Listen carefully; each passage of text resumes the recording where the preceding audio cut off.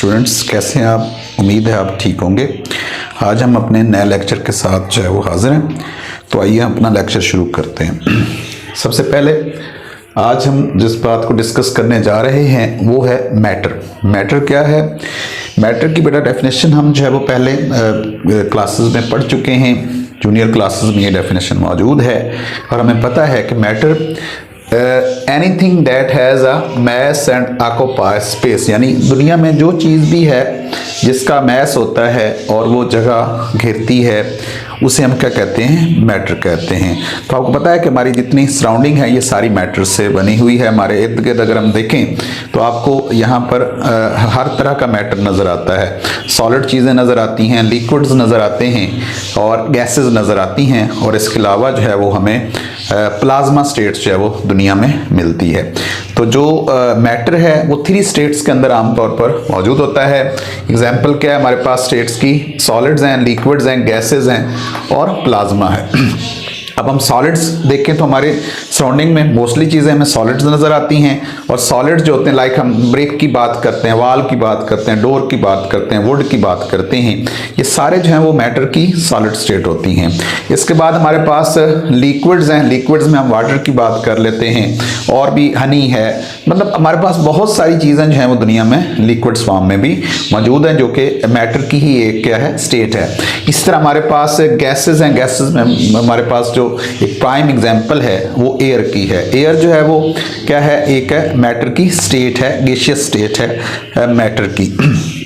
तो ये मैटर जो है हमारे पास यानी सराउंडिंग में मैटर जो है वो मौजूद होता है। अब हम कहते हैं कि एयर जो है वो कैसे हमें पता चलेगा कि ये स्पेस को ऑक्यूपाई करती है? तो इसकी मैं एग्जांपल देता हूँ तो हमेशा कि हम जब जो ट्यूब है उसमें हम जब हवा जो है वो पंप करते हैं तो आपको पता है वो क्या करती है? वो फूल जाती है। इसके फूलने का मतलब ये होता है कि जो उसके अंदर एयर जा रही है वो स्पेस को क्या कर रही है? ऑक्यूपाई कर रही है। और जब टायर पंक्चर होता है तो आप देखते हैं कि वो जो ट्यूब है उसकी शेप खत्म हो जाती है और वो जो है वो यानी लूज हो जाती है। इसका मतलब वो जो एयर थी वो उसके अंदर से जो है वो बाहर स्किप हो गई है।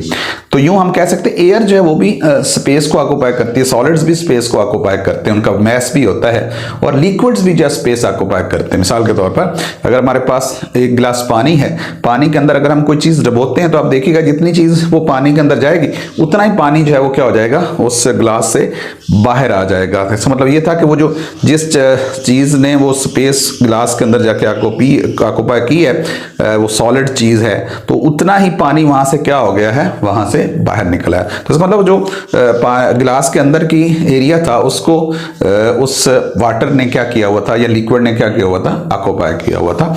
और लिक्विड का मैस भी होता है। सॉलिड्स तो जनरली हम देखते हैं कि कोई चीज़ हम जहाँ पर रखते हैं वो स्पेस को क्या कर लेती है? ऑक्यूपाई कर लेती है। तो ये हमें समझने के लिए काफ़ी है कि जो स्पेस मैटर होता है वो क्या करता है? स्पेस को ऑक्यूपाई करता है और उसका मैस होता है। उसके बाद हमारे पास नेक्स्ट जो है वो सब्सटेंस क्या होता है? सब्सटेंस हम आमतौर पर कहते हैं शय को। और शय क्या है बेटा? जो भी मैटर की डियर स्टूडेंट्स जो है वो प्योर स्टेट होती है। मैटर किसी भी प्योर फॉर्म में हो, मैटर प्योर फॉर्म में है, चाहे गोल्ड है, सिल्वर है, किसी भी हालत में, प्योर वाटर ही क्यों ना हो, प्योर मिल्क ही क्यों ना, कोई भी जो प्योर स्टेट होती है मैटर की, चाहे वो लिक्विड फॉर्म में हो, गैसियस फॉर्म में हो या सॉलिड्स फॉर्म में हो, प्लाज्मा स्टेट में हो, pure form of matter is usually known as a substance. तो हम केमिस्ट्री में मोस्टली डेफिनेशंस के अंदर यही लिखते हैं कि डैश इज अ सब्सटेंस, फलां चीज़ जो है वो एक ऐसी शय है। तो शय जो है वो जब हम बात करते हैं तो इसका मकसद ये होता है कि वो शय जो है हमारे पास प्योर फॉर्म में मौजूद है। तो pure form of matter is usually known as a substance. अब इसके पास हमारे पास कहते हैं कि piece of a matter in pure form, यानी मैटर जो है वो खालिस हालत में जब हमारे पास मौजूद हो तो हम कहते हैं कि ये क्या है? सब्सटेंस है। सब्सटेंस में ऑल एलिमेंट्स आ जाते हैं, जितने भी दुनिया में एलिमेंट्स मौजूद हैं। कंपाउंड्स आ जाते हैं। मिक्सचर्स भी अगर प्योर फॉर्म में होंगे तो वो भी हम क्या कहेंगे? वो सब्सटेंस कहलाएंगे। अब जो सब्सटेंसेस हैं उनके हम 3 मेजर जो है वो क्लासिफिकेशन में उसकी कैटेगरीज बनाते हैं।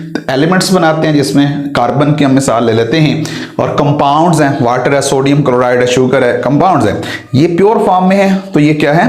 सब्सटेंसेस हैं। इसी तरह हमारे पास मिक्सचर में कोई चीज़ हम ले लेते हैं, जो मिक्सचर एयर है या क्या है? आइसक्रीम। अगर एयर भी हमारे पास प्योर फॉर्म में हो तो हम कहते हैं air is a substance. Air एक ऐसी शय है which is made up of different gases, जो मुख्तलिफ गैसेस से बनती है। ठीक है, तो जो सब्सटेंस है वो मीन्स के मैटर की क्या होती है, प्योर फॉर्म होती है, जो भी सराउंड हमारी दुनिया में मौजूद है। मिक्सचर जो है जैसा कि नाम से ही नजर आ रहा है, अगर जो सब्सटेंस अगर मैटर प्योर नहीं है, प्योर है तो वो सब्सटेंस है, अगर वो प्योर नहीं है और उसके अंदर कोई चीज मिक्स है तो फिर हम कहते हैं वो मिक्सचर है। तो मिक्सचर जो है वो मैटर की इनफैक्ट क्या होता है, इम्प्योर फॉर्म होता है, यानी कोई भी चीज हम उसमें मिलावट करते हैं और वो खालिस नहीं रहती है तो हम कहते हैं कि ये चीज अब सब्सटेंस नहीं रही है, ये क्या बन गई है, मिक्सचर बन गई। तो मिक्सचर की डेफिनेशन भी यही है, impure form of a substance, किसी भी शय की क्या है, ना खालिस हालत को हम मिक्सचर कहते हैं।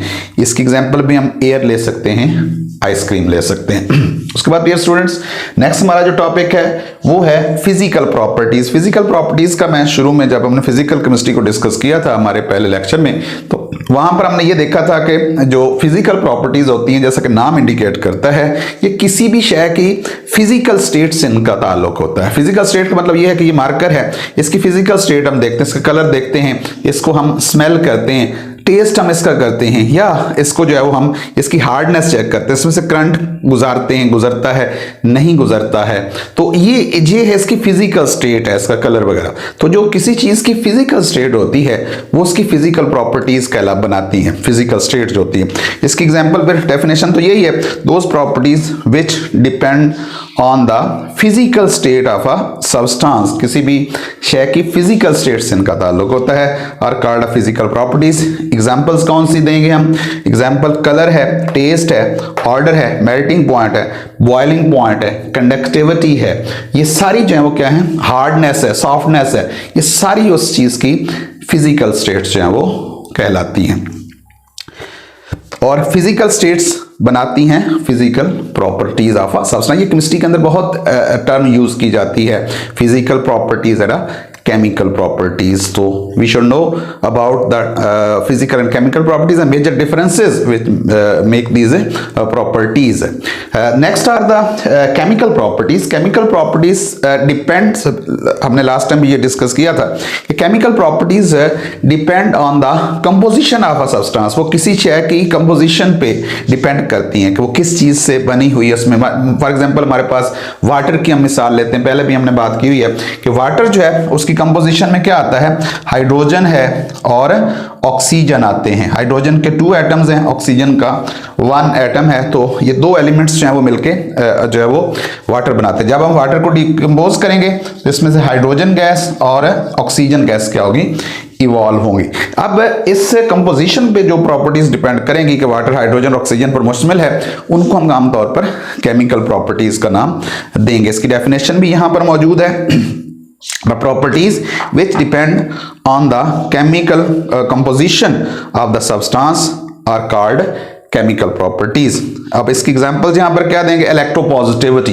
Electropositivity is a chemical property, और इलेक्ट्रोपॉजिटिविटी क्या है, the trend to lose electrons, electrons को जो खारिज करने की आमतौर पर ट्रेंड होता है एलिमेंट्स में, पर्टिकुलरली इन मेटल्स, मेटल्स जो होती हैं अपना वैलेंस शेल कंप्लीट करने के लिए इलेक्ट्रॉन लूज करने का ट्रेंड रखते हैं, और वो जो लूज करने की उनकी कैपेसिटी है ये उनकी केमिकल प्रॉपर्टीज में आती है। इस तरह इलेक्ट्रॉन इलेक्ट्रोनेगेटिविटी, इलेक्ट्रॉन जो है वो जो गेनिंग कैपेसिटी होती है, इलेक्ट्रॉन गेन करने की जो सलाहियत होती है उसको हम इलेक्ट्रोनेगेटिव करैक्टर कहते हैं। इलेक्ट्रोनेगेटिव करैक्टर जो होता है वो इलेक्ट्रॉन गेन करने की कैपेसिटी होती है किसी एलिमेंट की, जैसा कि नॉन मेटल्स में होता है। और इलेक्ट्रोपॉजिटिव करैक्टर जिसको हम इलेक्ट्रोपॉजिटिविटी कहते हैं, वो किसी भी मेटल की इलेक्ट्रॉन को लूज करने की सलाहियत होती है।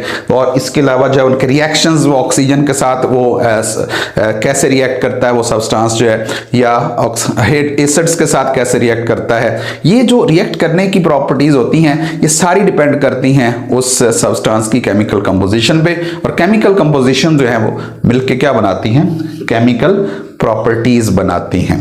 होपफुली आपको ये जो कंसेप्ट्स हैं ये क्लियर हो गए होंगे स्टूडेंट्स। तो ये आमतौर पर ये लॉन्ग फॉर्म में क्वेश्चन बोर्ड्स में नहीं पूछे जाते हैं, ये आमतौर पर शॉर्ट फॉर्म के क्वेश्चन होते हैं। ये सारी डेफिनेशन 2-2 मार्क्स की होती हैं, आपने इनको डिफाइन करना होता है और साथ एग्जाम्पल देनी होती है। Keep in mind, remember that आप जब भी डेफिनेशन आप लिखेंगे उसकी एग्जाम्पल मस्ट होती है, एग्जाम्पल आपने लाजमी देनी होती है अगर आप चाहते हैं कि आपके जो है वो फुल स्कोर हों। थैंक यू वेरी मच, अल्लाह हाफिज़।